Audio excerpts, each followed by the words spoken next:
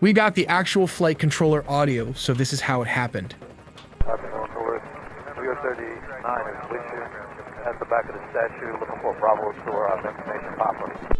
New York 38 near Tower, squawk the street, radar contact 700, traffic about a quarter mile east westbound, indicating 600. We cleared in at 1,500, altimeter 3033. This is 1,500, this is New York 38. This is where the helicopter is going for the Hudson River tour. Okay, just confirm, is it 39 or 38? The code's 39. Actually, yeah, 39. New York 39. Thank you. New York 39, stop that traffic. Maintain visual traffic. New York 39, Roger, LaGuardia 2605. LaGuardia, thank you. Afternoon, LaGuardia. New York 39 is back with you for Bravo Tour. New York 39, LaGuardia South, number 3032, Bravo Tour approved. New York 39, traffic 2 to 3 o'clock, about 2 miles southeastbound, helicopter 1,300 has you in sight.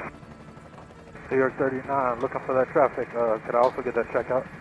New York 39, leading the Bravo, ready to turn Scorpio Fall, frequency approved, traffic, full facing north, top 15 helicopter.